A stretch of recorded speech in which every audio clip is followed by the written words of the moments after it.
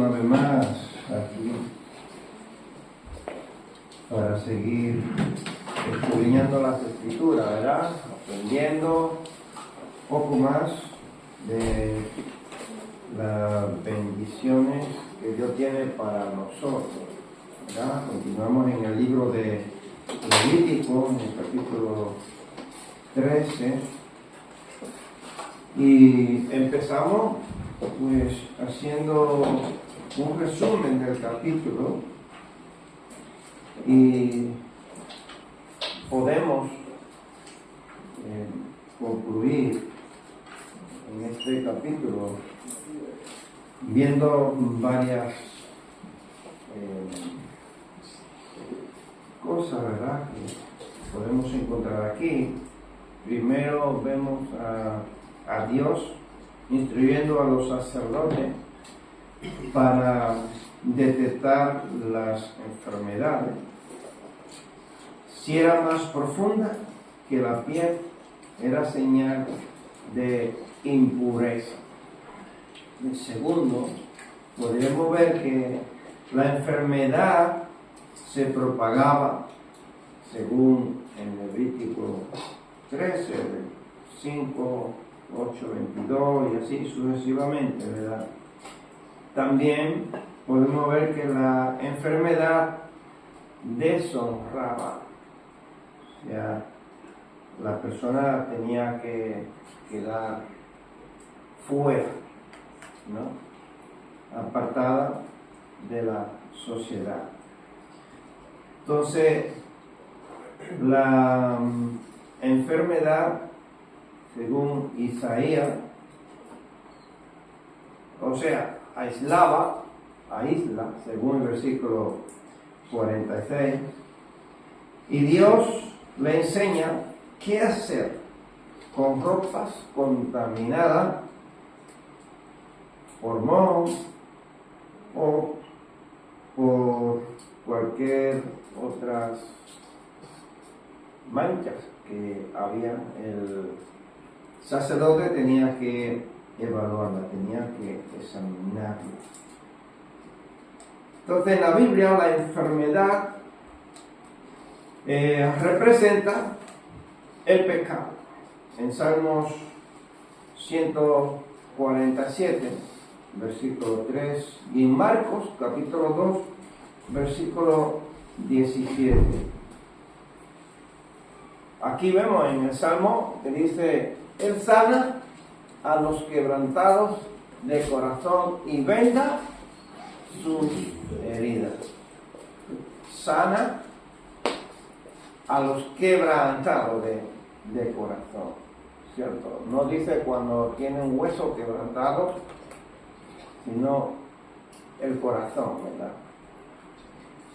Y en Marcos 2 dice, al oír esto Jesús les dijo: los sanos no tienen necesidad de médico, sino los enfermos. No he venido a llamar a justos, sino a ¿qué? A pecadores. Ve el contraste aquí. No he venido a llamar a ¿qué? A justos, sino a pecadores, ¿cierto?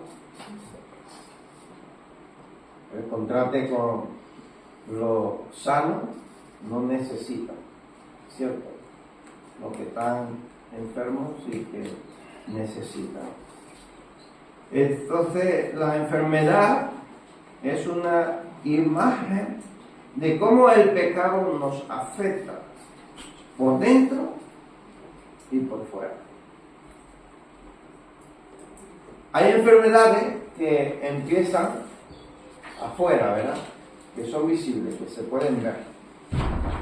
Pero el pecado no empieza por fuera. ¿El pecado dónde empieza? Adentro, ¿verdad? Adentro. Y cuando se hace manifiesto es porque ya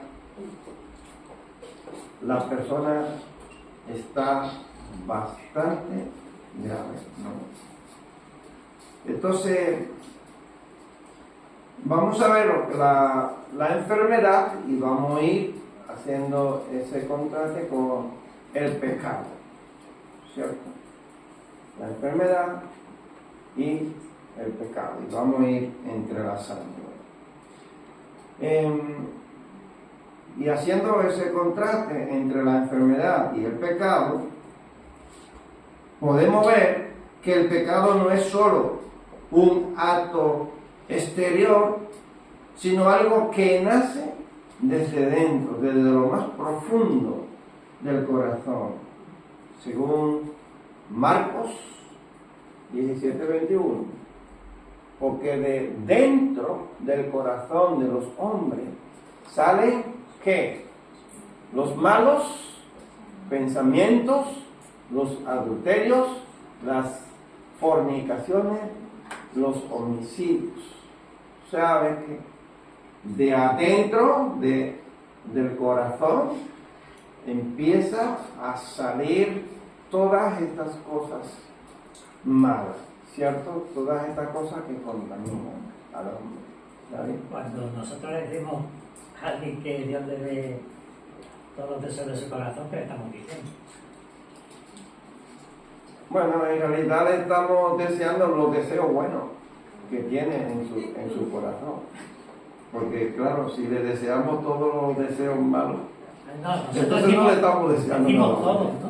Todo lo que tu corazón te pide. En realidad, pues, mirándolo desde ese punto de vista, a veces nosotros decimos cosas, ¿verdad?, que eso pueden ser peligrosas, ¿no? No, lo dice la Biblia en Salmo 37, Él te concederá las peticiones del corazón, pero son peticiones. Peticiones. Está dura eso. Claro. Salmo 37, 3, 3. Pero en realidad deberíamos de, ¿no?, los deseos, ¿no? Porque los deseos del corazón están muy mezclados, ¿cierto? Bueno. Entonces Dios le dio una estrategia al sacerdote para que pudiera examinar las enfermedades de la piel.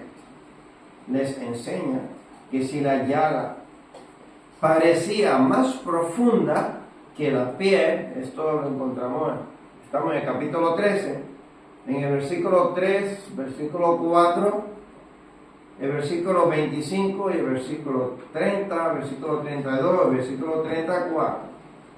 En todos estos versos hablan de eso, de si la llaga, si la herida, si lo que tiene en la piel es más profundo que la piel, o sea que no es solamente que está encima de la piel, sino que se ve la carne abierta, entonces es una señal clara, una evidencia de impureza. Recuerdan que la frase que usaban para determinar estas enfermedades era esa sola frase, ¿verdad? Impureza o qué más le llamaban, lepra, ¿verdad? Lepra. Aunque no fuera lepra, porque la frase era una sola la que se usaba para eso. El idioma hebreo tenía muchos verbos, muchas frases que se usaban para lo mismo, ¿no?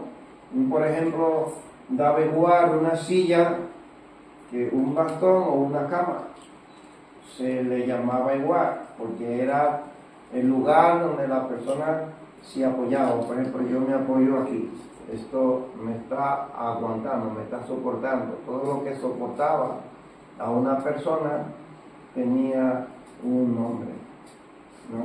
Tenía el mismo nombre para decir está apoyado, está acostado, o está sentado en la silla, ¿no?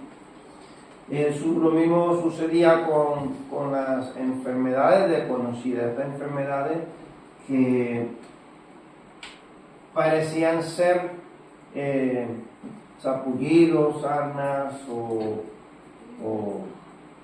lepra, ¿no? Todas estas cosas pues tenían un nombre, para llamarle, porque era una enfermedad peligrosa, ¿no? Una enfermedad grave. No era solo algo superficial, en el caso de que en la piel tuvieran heridas abiertas, o sea, ya no era superficial, sino que indicaba que había algo más grave y peligroso adentro. Entonces el sacerdote tenía que tener cuidado con esta persona, ponerla en observación. ¿Recuerdan cuántos días le ponía en observación? 7 días. Y si no mejoraba y tampoco iba a más, ¿qué tenía que hacer con él? 7 días más. 7 días más, ¿no?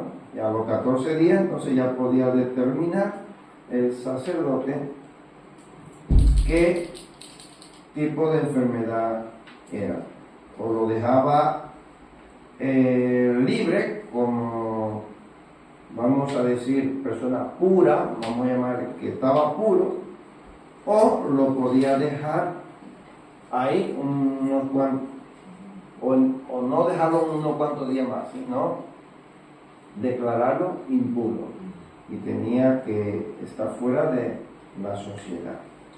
Entonces podemos ver que el pecado funciona igual que la enfermedad.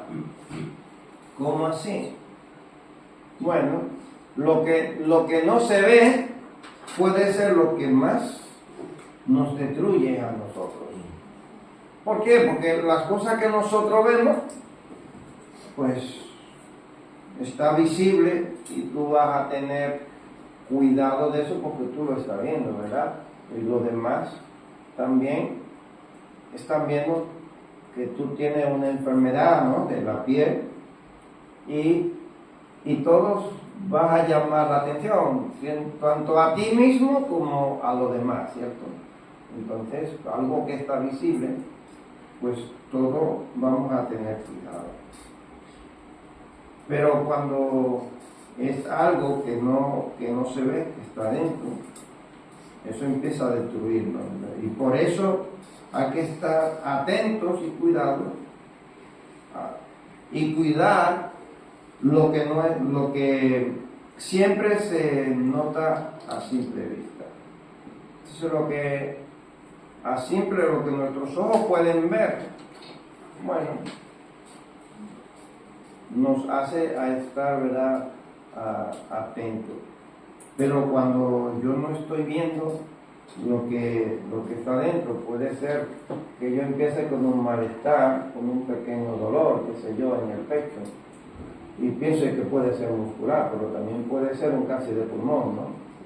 ¿Cierto? O puede ser que tenga una vena obstruida del corazón, qué sé yo, ¿cierto? Siento dolor y mientras que no me hacen estudio, ni los médicos pueden decirme así a simple vista, usted tiene algo, y tienen que hacer un estudio, ¿no?, más profundo, ¿cierto? Para que no se me duerman. ¿Creen que pueden sacar un principio bíblico de este tema? Un principio bíblico, ¿creen que se puede sacar de este tema? Estamos hablando de la enfermedad, ¿verdad? Enfermedad que puede ser de la piel, que se vea a simple vista, o que sea algo que esté profundo, ¿no? Que no solo sea en la piel. Haciendo el contraste con el pecado, podríamos sacar. Pienso que una enseñanza sería, a veces no nos fijamos en las pequeñas cosas. Por ejemplo, una mentirita blanca, pero porque dice la mentira.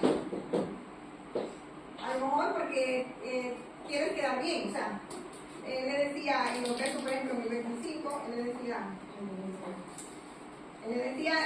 muchas veces se repetía, había ahí con el pastor, y él le decía, el sacerdote examinará, si se encuentra que el vello en la zona afectada se ha vuelto blanco y que el problema parece estar más profundo que la piel, entonces nuestro pecado siempre está más profundo y el de nuestros hijos. O sea, es una mentirita. Es una mentirita blanca, dile que yo tengo la ropa puesta. Pero ¿por qué miente? si se pone a mirar más profundo para quedar bien, porque llegas tarde. Y siempre el pecado tiene una motivación, yo diría. Entonces, cuando tú examinas algo más profundo que lo que se ve, o sea, yo veo que yo le dije a Laura no mentira blanca, o a Abel ve, y a Abel me corrige, porque le han dicho que estaban listas y no estaban listas, una cosa que se hace muy común. Pero en el fondo, detrás de esa mentira blanca, hay egoísmo, hay falta de respeto a la otra persona. Entonces, el pecado es más profundo de lo que vemos siempre. Aunque no tengo un verso bíblico. ¿Qué podríamos hacer? Eso que ahora dice, me recuerda a una señora que no quería recibir la llamada a una amiga y le dice a su hija, dile que yo no estoy en casa. Y cogía y se salía de la casa y se iba fuera al patio. Y la niña sabe que a los niños no le cuesta mentir, ¿no? Dice mi mamá que ya no está en casa. No. Y ella para no mentir se salía de la casa, se iba al patio. En realidad no estaba dentro de la casa, pero ella estaba ahí, ¿no? Entonces, de todas maneras estaban mintiendo. A veces nosotros queremos acomodar las cosas, ¿no? A nuestra manera. Entonces, viendo esto verso bíblico, ¿qué podríamos? ¿A qué podríamos llegar a la conclusión? ¿Qué piensas?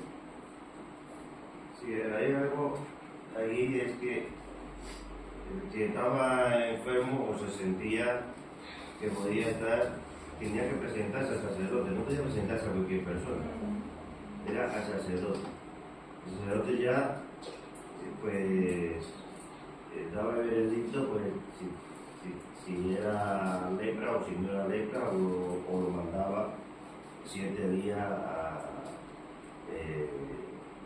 en confinamiento, ¿no? Pero es que mirando, él iba al sacerdote, pero que hoy nosotros,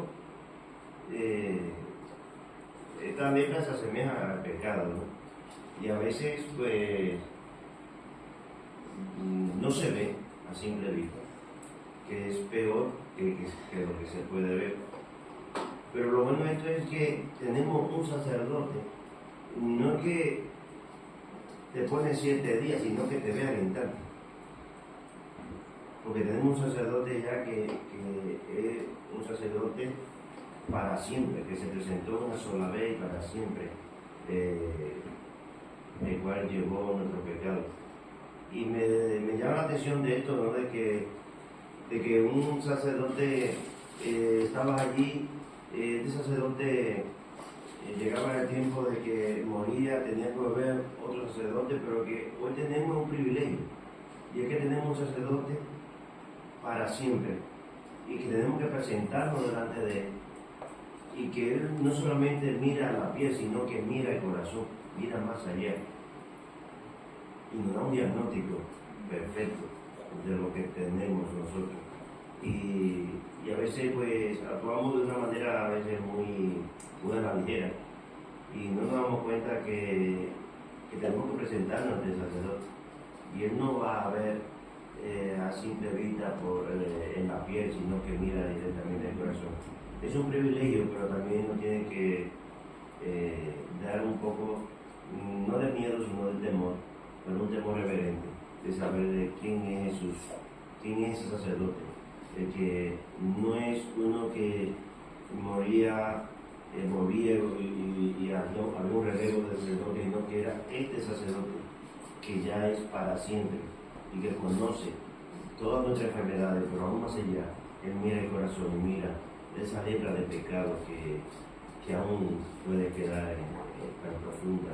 Puede ser una herida, una herida que no haya cicatrizado, puede ser amargura, porque la lepra por esta impureza podía ser cualquier tipo de enfermedad, solamente que lo llamaban lepra, pero puede ser una herida de que no haya perdonado, como que una herida que no haya cicatrizado porque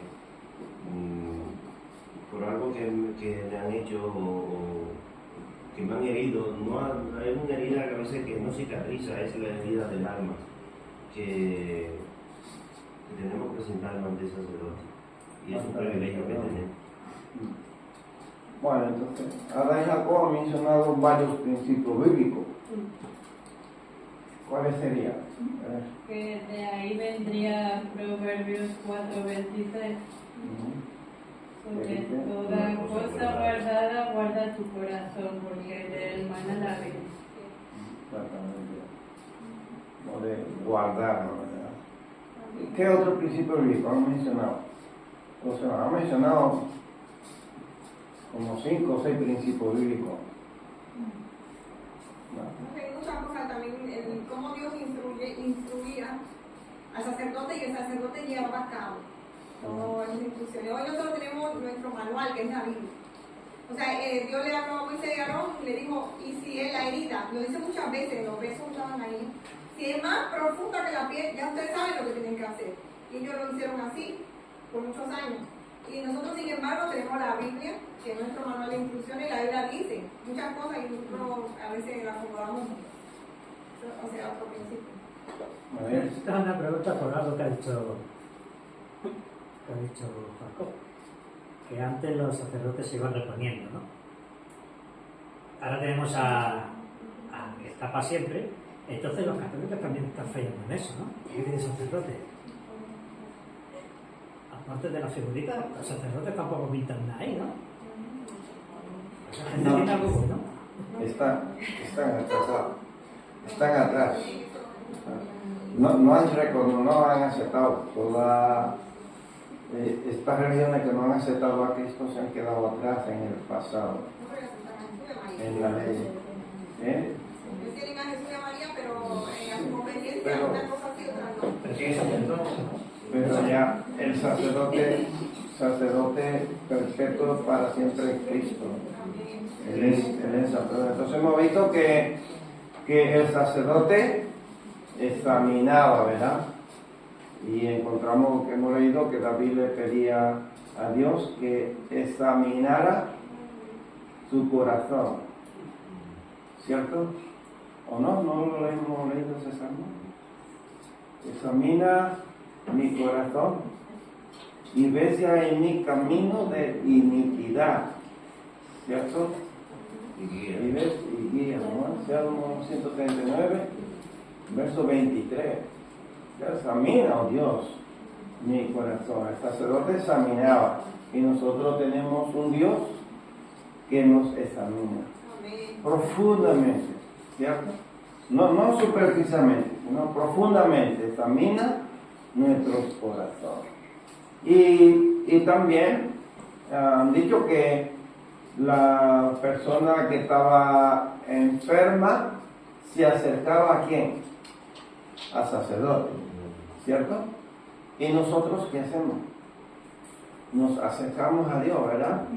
También cuando estamos necesitados, o siempre debemos de acercarnos a Dios. Porque siempre, ¿no? Siempre tenemos que acercarnos, no solamente cuando nosotros estemos necesitados, sino que debemos de acercarnos, ¿verdad?, a nuestro Señor. Así como el sacerdote inspeccionaba con cuidado, así también debemos de ¿qué? De pedirle al Espíritu Santo que examine nuestros corazones. Examina, ¿verdad? Entonces, el pecado se propaga, igual que la enfermedad es contagiosa. El pecado se propaga. Y eso lo vemos a diario, ¿no? Eso lo vemos a diario. Cuando no tenemos una identidad clara, bien definida delante de Dios, queremos ser igual que los demás. O cuando estoy cerca de alguien, de un amigo que hace algunas cosas que no es cristiano, y yo también quiero hacer lo que él hace, por estar más cerca de él, o por estar, como se dice, puedo identificarme con él, para que él no me rechace. No, a veces por miedo al rechazo nosotros hacemos lo que los demás hacen. O a veces por complacer a las otras personas. O también porque, mira qué bien. Si él lo hace, mira qué bien. No pasa nada, igual también queremos hacerlo.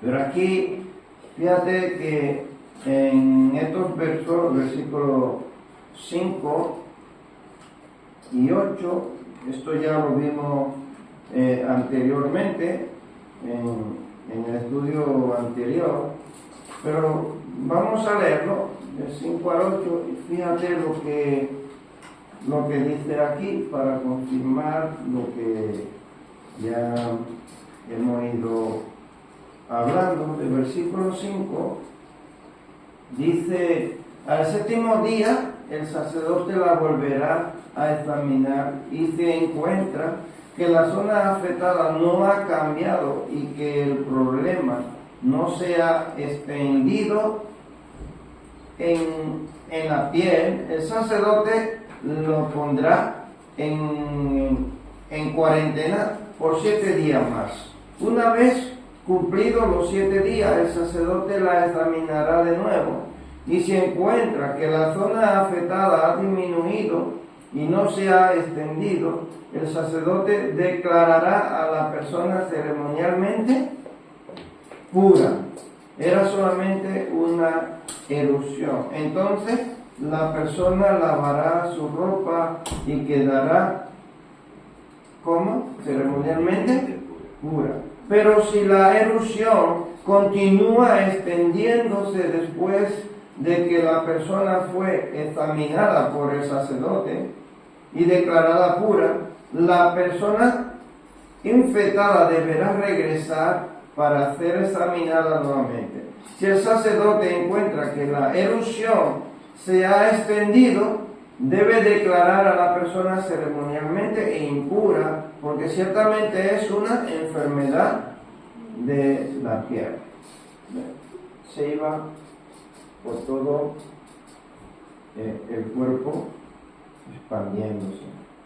Entonces la enfermedad se propaga, se extiende, y también el pecado. Imaginémonos la lepra, una persona con lepra. Esa enfermedad que afecta a la piel y las terminaciones nerviosas, es una enfermedad que empieza con una pequeña llaga y si no se trata con cuidado, se extiende lentamente a todo el cuerpo, transformando todo el cuerpo en algo feo y triste. Se va extendiendo, ¿cierto? El pecado se propaga no solo en nuestra vida, sino en los demás. En Josué capítulo 7 hay un caso de un chico, se llama Acán, peca y su pecado contaminó a todo el pueblo. Está en Josué capítulo 7, versículo 1. Estos fueron en la toma a una ciudad llamada Ai. Sin embargo, Israel desobedeció las instrucciones sobre lo que debían ser apartados para el Señor. Un hombre llamado Acán había robado algunas de esas cosas consagradas, así que el Señor estaba muy enojado con los israelitas. Acán era hijo de Carmi, un descendiente de Sinri, hijo de Sera, de la tribu de Judá. Bueno, y si siguen leyendo la historia, verá que el pueblo de Israel, solamente por esta persona que hizo algo que estaba prohibido, todo el pueblo de Israel cayó bajo esa maldición. Y todo el pueblo de Israel estaba muriendo por una persona.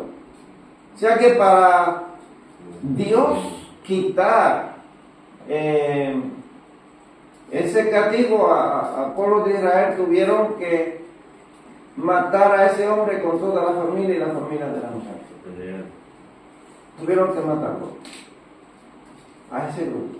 Fíjate, una persona lo que hace. La iglesia es un cuerpo. Somos un cuerpo en Cristo.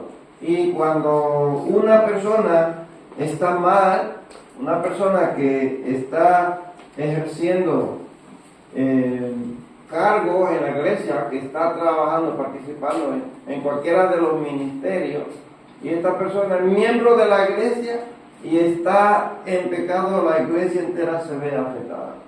Y pareciera que no, pero sí, que se ve afectada. Entonces eso contamina espiritualmente a todos. Por eso todos, como un cuerpo que somos, como somos un cuerpo, debemos de cuidarnos los unos a los otros y protegernos. Y a veces decimos, ¿qué es un chivato? No. Si yo te digo, lo que tú estás haciendo no está bien, no es porque yo quiera ser un chivato, no es porque yo me la haya cogido contigo, sino porque yo quiero cuidar la iglesia. O sea, cuando tú ves a alguien que está cometiendo pecado, alguien que está haciendo algo que no es lícito, debe de decirlo. Y eso debe de ser, en el pueblo de Israel tenía que matarlo. Hoy día no lo matamos. Hoy día lo ponemos en disciplina, ¿cierto? Porque matarlo entonces sería ya un delito, ¿no? Pero en el pueblo de Israel Dios mandaba a matarlo para que el pueblo de Israel sanara, para que los demás temieran y no volvieran a hacerlo. Y en el Nuevo Testamento el Espíritu Santo, cuando empezó la iglesia, el Espíritu Santo marcó, ¿verdad?, esa diferencia, ¿no?, de que los cristianos debían de ser santos, tenían que ser apartados para el Señor, para el servicio del Señor. No estaban obligados a hacerlo, a servir al Señor, pero cuando se dedicaban, cuando entregaban su vida al Señor, pues ya asumían una responsabilidad. Esa responsabilidad debían de llevarla a cabo, ¿cierto? Entonces el principio bíblico, ocultar el pecado solo agrava el daño. Nosotros podemos mentir, nosotros podemos ocultar nuestros pecados, podemos hacer cosas escondidas, pero hay algo muy, muy importante que nosotros debemos de aprender. Y es que de quien yo me debo de esconder, no me puedo esconder. Fíjate, yo igual hacía travesura escondido de mi padre, pero de Dios nunca te puede esconder. O sea, tú puedes hacer todo lo que tú quieras, pero de Dios no te vas a esconder. ¿Y qué hace Dios? Que lo hace visible ante los demás. Te puede esconder, puede hacer todo lo que tú quieras, y cuando tú menos te lo esperas, Dios hace visible esa ropa, ¿no? Y en Santiago capítulo 1, versículo 15, entonces cuando el deseo ha concebido, da a luz al pecado. Y el pecado, cuando es adulto, produce ¿qué? Muerte. ¿Ve cómo va en progreso el proceso del pecado? ¿Cierto? Entonces dice que cuando el deseo, o sea, empieza primero, el pecado empieza como un deseo. Todavía no hay pecado hasta que tú no lo practicas, hasta que tú no lo haces, hasta que tú no llevas a cabo eso que está en tu mente. Pero una vez que el segundo paso que da es que hacerlo, llevarlo a cabo. O sea, La concupiscencia es un deseo profundo, algo que tú quieres, que tú anhelas hacer.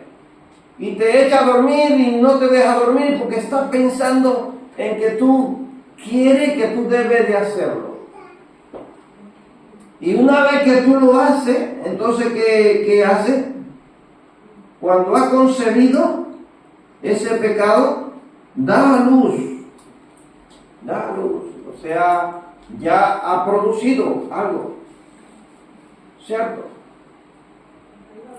Alberto y yo antes tenían un anhelo, un deseo profundo de tener hijos. ¿Cierto? Mientras que ella no quedó embarazada, no eran papás. Pero una vez ella quedó embarazada, dio a luz, ¿qué? Una niña, ahora son padres, ¿cierto? Entonces, bueno, el pecado es así, nace con un anhelo, un deseo, da a luz, da a luz. Fíjate ahora, cada vez que esa niña va creciendo, le va dando más guerra a los padres. ¿Eh? Más guerra. Y eso todavía no le deja que tenga unos cuantos añitos más y ya verá cómo empieza la guerra. ¿Cierto? Porque mientras más van creciendo, más guerra van dando. Cuando están chiquitín, acabó de nacer, tú empiezas a darle besitos, te lo quieres comer, pero ya luego... ¿no?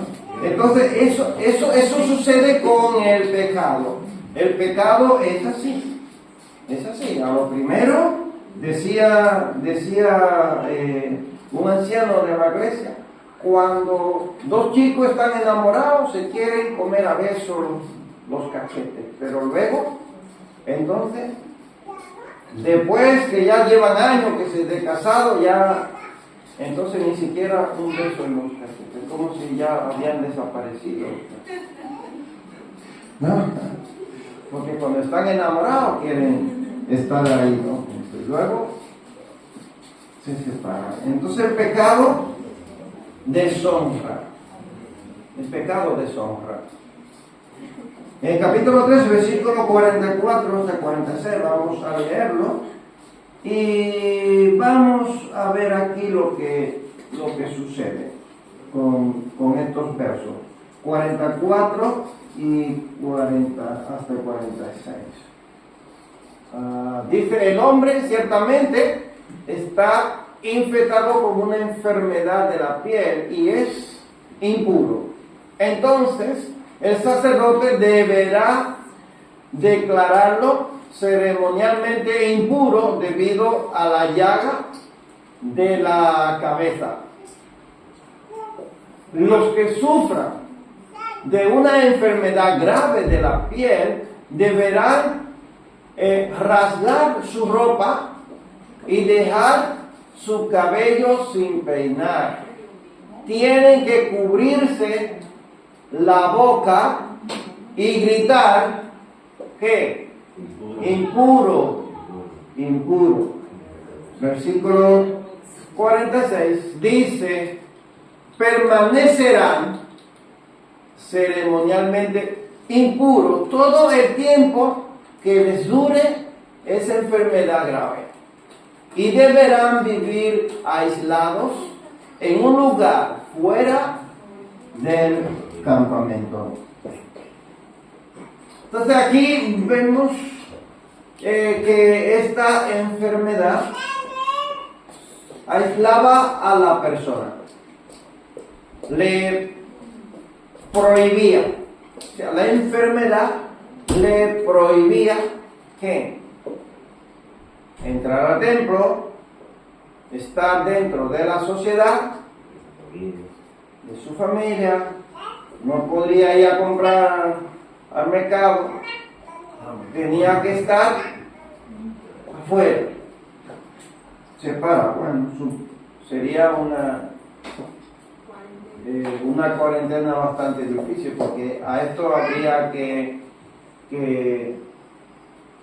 sumarle el sufrimiento, ¿no? Porque bueno, No es que, bueno, que no puede entrar ante la sociedad, pero imagínate el sufrimiento por la noche, el frío, la lluvia, el calor, viviendo compartiendo su vida con una enfermedad y a la vez mala vida, ¿cierto? No se podría alimentar como los demás. Bueno, yo me imagino que le llevarían comida a los familiares, no lo sé, pero hay un sufrimiento, ¿no?, detrás. Entonces yo no sé si tú alguna vez has estado en pecado y te has puesto en disciplina. ¿Alguien aquí ha estado en disciplina alguna vez? ¿No? Aquí mi padre me ponía en disciplina. En la iglesia, digo. En la iglesia. En la iglesia. Imagínate que tú estás impuesto a orar, a cantar, leer la Biblia y todo eso, estar activo en la iglesia. Y de repente comete un pecado y ya en aquellos tiempos en nuestra iglesia lo sentaban atrás.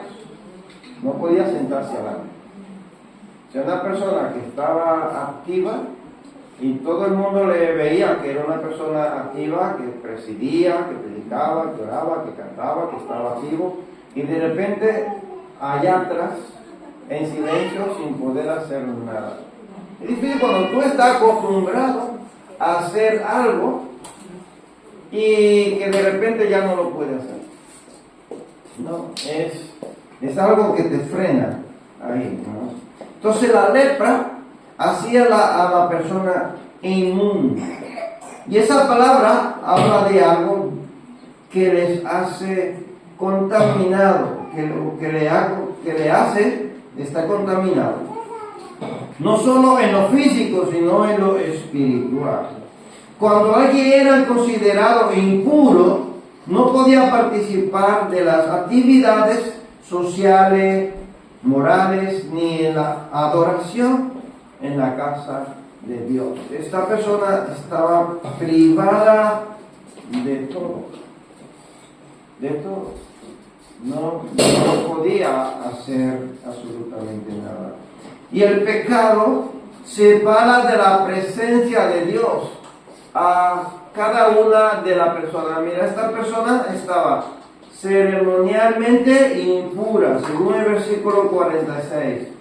No podía entrar al templo. El pecado hace lo mismo con la persona. El pecado te aísla, el pecado no deja que tú tengas esa relación personal con Dios. El pecado te separa, te aparta de Dios, te aleja de Dios. Y por más que tú quieras acercarte a Dios, tiene algo que te lo impide. Y mientras que tú no lo soluciones, no podrás acercarte a Dios.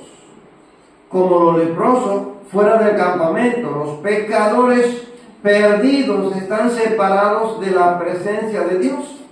Y si no aceptan a Jesús, su nombre no son inscritos en el libro de la vida. No puede acercarte a Dios. O sea, hay ciertos requisitos para la persona poder tener esa relación personal con Dios. So, la enfermedad aísla. En muchos casos había pérdida de órganos. A veces había infertilidad.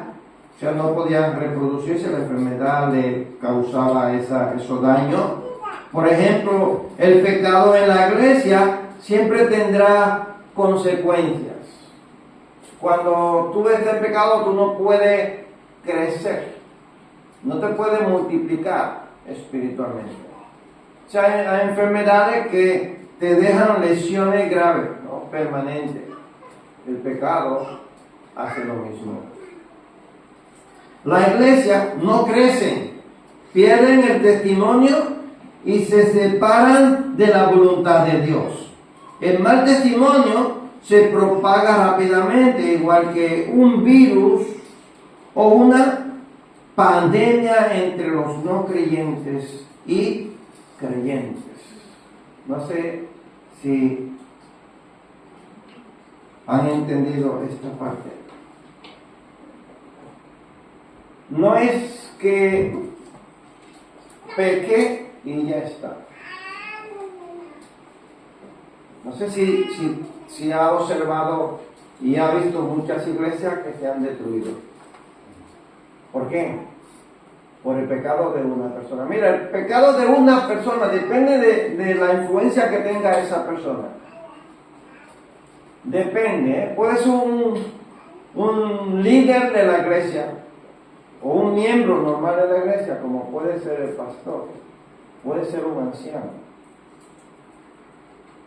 Depende de quién sea que cometa el pecado, así hace el daño. En lo de afuera empiezan de una vez a decir, mira lo que hacía ese fulano de tal iglesia. O sea, esa persona se va de la iglesia o deja de venir a la iglesia porque está en pecado. Puede ser que siga en pecado, pero el daño que ha hecho, la gente de afuera empieza a murmurar. Y también los débiles de la iglesia dicen, pues si este ha hecho esto y sigue en la iglesia, yo no sigo en esa iglesia. Mientras que esa persona esté en esa iglesia, yo no voy a esa iglesia. ¿Qué hace que se va? ¿No? Y nosotros en vez de multiplicar, ¿qué estamos haciendo? Restar. Y eso es lo que hace el pecado. Hace restar, ¿verdad? En la iglesia.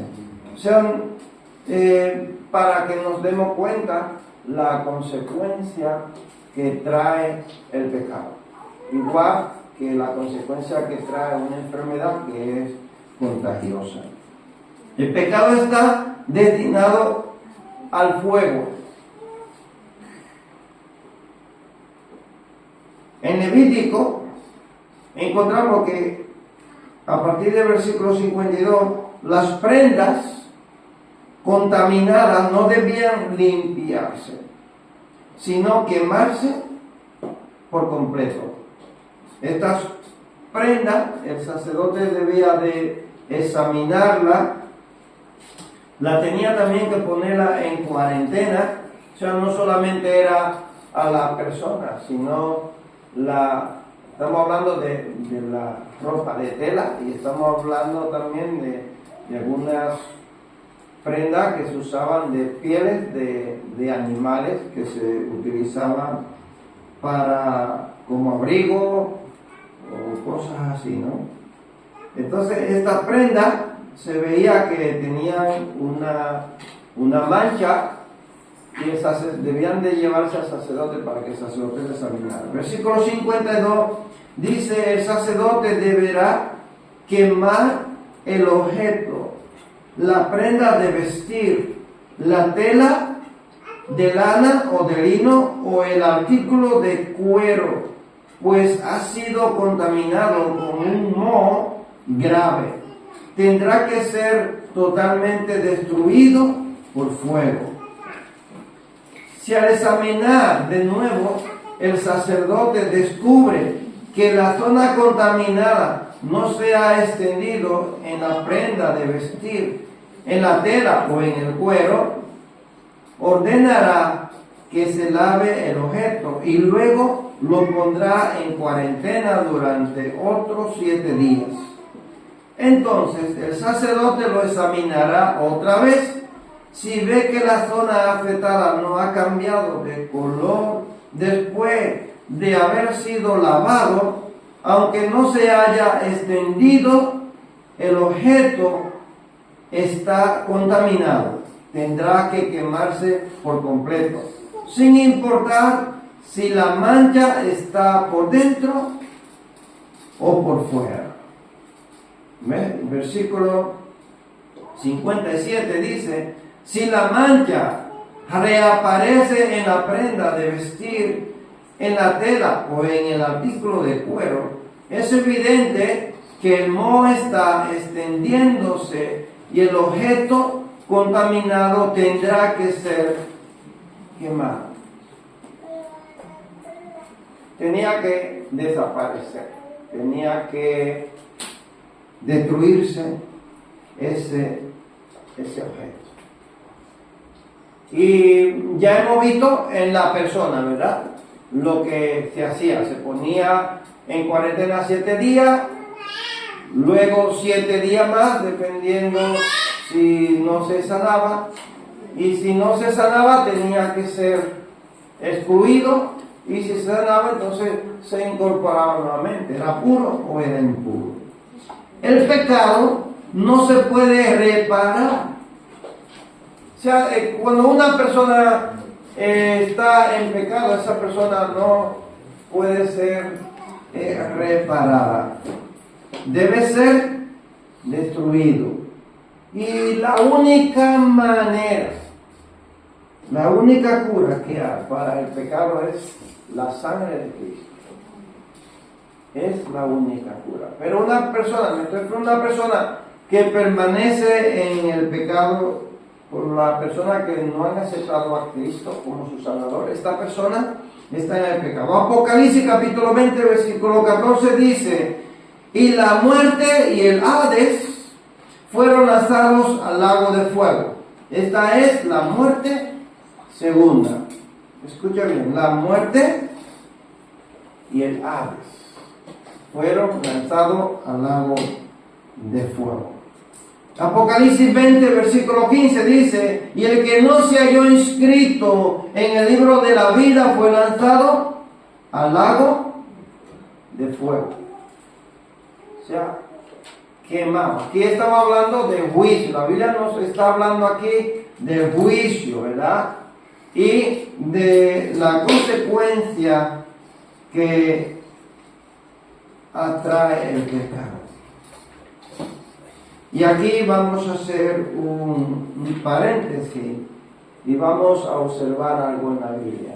Yo no sé allá atrás los chicos si me están entendiendo.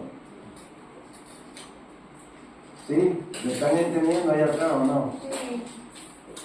¿Sí? ¿Qué yo he dicho? ¿Que vamos a hacer un qué ahora? ¿Qué vamos a hacer?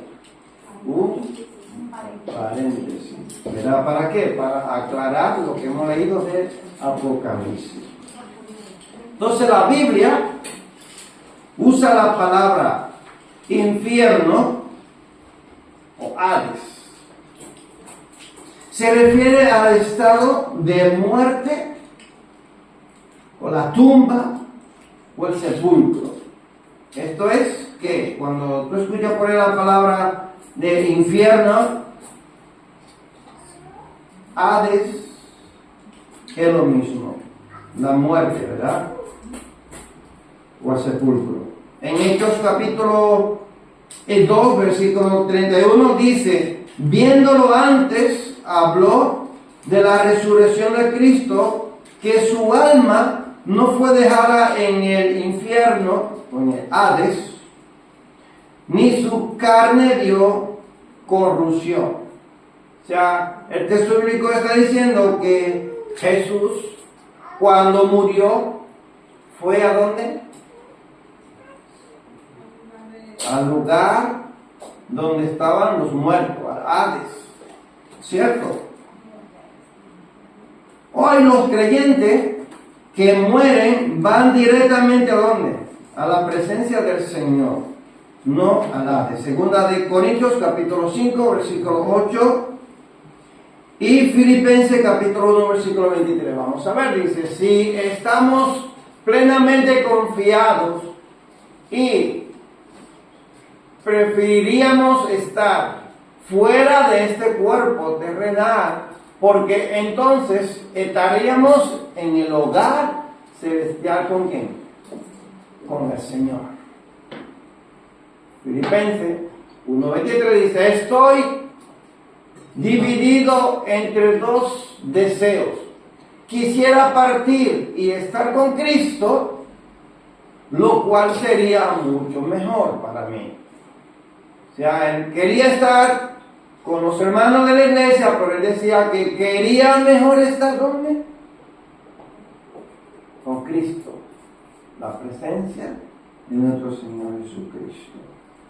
Bueno, otra manera de la Biblia usa la palabra infierno es Gehenna. Gehenna es para referirse al lago de fuego. ¿Se ve la diferencia? El Hades o el infierno es el lugar de los muertos. Y este lugar, el Gehenna, es lago de fuego. Jesús habló del infierno usando la palabra Gehenna, el basurero fuera de Jerusalén, donde el fuego nunca se apagaba. Dice, ni la polilla mueren, estaba siempre humeando. Eso era un lugar donde se echaban todos los desechos del pueblo de Israel. En Mateo capítulo 10, versículo 28 dice, y no temáis a los que matan el cuerpo, pero no pueden matar el alma. Más bien, temed a aquel que puede hacer perecer tanto el alma como el cuerpo en el infierno, o sea, Gehenna.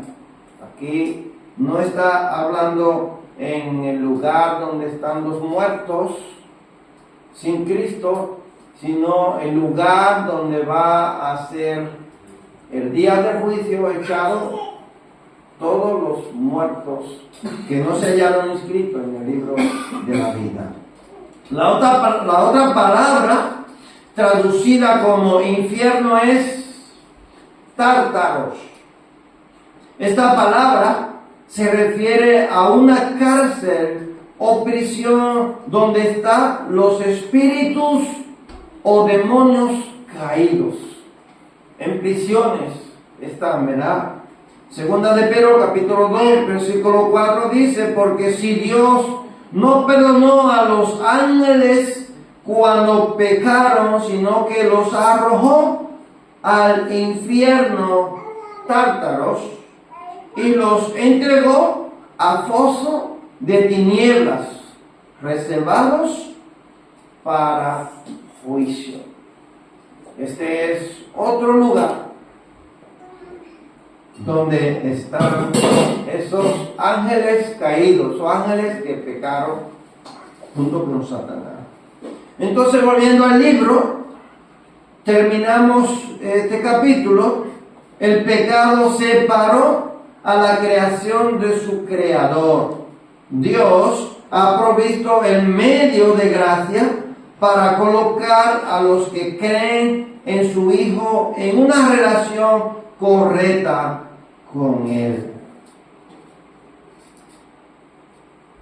No sé si te ha quedado alguna duda de los versos que hemos leído y de los nombres que hemos leído de Hades, infierno, Gehenna o Tártaro. Bueno, y hay muchas confusiones ahí con esos textos bíblicos, pero vemos que Jesús, cuando murió, antes de morir, él le dijo al ladrón, desde hoy estará conmigo, ¿a dónde? El paraíso. Lugar de descanso, ¿verdad? Lugar de descanso. ¿Ahora? Yo aprendí que la cura para la enfermedad se llama pecado de la cruz. De hecho, que Jesús baja al Hades y recoge a todos los creyentes que estaban muertos y se los lleva a otro lugar. Y ya todos los que están ahí son los que no aceptan a Jesús. Y eso hoy me impactó mucho. Me impactó mucho. Yo no sé si lo puedo transmitir. O sea, hasta que Jesús muere y resucita, muere esos 3 días, él baja al Hades. Lo dice Hechos 2. Él baja, pero es la última vez que baja, porque entonces cuando él sale de ahí, saca a todos, a Abraham, a Moisés, todos los que estaban ahí. Y de ahí en adelante, todo el que muere ya no baja al Hades. Porque los que bajan al Hades, bajan, que lo explicaba porque no lo entendía, estaba bloqueado. Bajan, los que no aceptan a Jesús, van a un lugar de espera. Y luego, en Mateo 25 dice que ellos van al agua del fuego. Y tenemos que seguir predicando porque, claro, muchas familias nuestras van a correr ese futuro. Pero nosotros que hemos creído en la cruz, tenemos que amar cada día más la cruz, porque eso es una cosa yo hoy me quedé maravillada. O sea, gracias a la cruz, hoy ninguna persona que cree en Jesús va a Hades, sino que va a un lugar de descanso, o sea, a la presencia del Señor. Seno de Abraham, ¿no? Seno de Abraham, también, así se conoce. Bueno, entonces vemos que en Génesis nosotros encontramos a ver que hubieron muchas personas que adoraron a Dios, que sirvieron a Dios, que anduvieron en el camino de Dios. De hecho, hubo uno de ellos que no hubo muerte. ¿Recuerdan quién fue ese? Que no vio muerte, fue traspuesto. Enoc, ¿cierto? Este hombre. O sea que desde el principio, en Génesis encontramos personas que anduvieron con Dios. Luego vimos que Dios escogió a Noé. Luego trata con Abraham. Y de ahí hubieron muchas personas, por ejemplo, como el siervo Job, ¿cierto? Que fue un hombre justo, temeroso, ¿verdad? Delante de Dios. Todas estas personas cuando anduvieron con Dios, todas estas personas estaban en un lugar y nosotros encontramos que cuando Jesús resucitó, la Escritura dice que resucitaron muchos con Él. Lo dice la Biblia, yo no me lo invento. Muchos resucitaron con Él. O sea, todas estas personas que anduvieron con Dios, ya de ahí, después de Jesús en adelante, ya hay un lugar para los muertos, para los que aceptan a Cristo como su Salvador. Ya no estamos mezclados. Esas son las primicias. La primicia, exactamente. Entonces, aprendemos que el pecado no solo nos afecta a nosotros, sino que puede contaminar nuestros entornos y nuestras obras. Pero lo hermoso es que a través de Jesús, nuestro sanador, Dios nos dio la cura para la enfermedad llamada pecado. Hay una cura. Pecado tiene un antídoto, la sangre de Jesucristo. Nos acercamos a Él. Recuerda que no estamos llamados para permanecer en el pecado. Estamos llamados para vivir una vida en santidad, una vida pura, ¿verdad? Delante de Dios. Cristo ya pagó por nuestros pecados y nos ha colocado en una nueva posición, justificado o salvo y en paz con Dios. Y tenemos un privilegio también, que es que nosotros no vamos a ser juzgados con lo que no han creído, con lo que no han aceptado a Cristo. Capítulo 22 de Apocalipsis, ahí encontramos que el mar dio lo suyo, la muerte dio lo suyo, Hades dio lo suyo, todos comparecieron ante el tribunal de Dios para ser juzgado. Y el que no se halló inscrito en el libro de la vida fue lanzado ¿a dónde? Al lago de fuego, juntamente con Satanás. Todos los que siguen a Satanás. Yo no sé en qué posición tú estás. Si tú, cuando estás quebrantado, o aunque no te quebrantado, tú te acercas al sumo sacerdote para que Él te examine, para que Él te evalúe. Y es bueno, ¿quién no aprovecharía, aún estando en salud, hacerse un chequeo para ver si algo anda mal, ¿no? ¿Cierto? Hay muchas veces que nunca vamos a hacernos chequeos porque nos sentimos que estamos bien.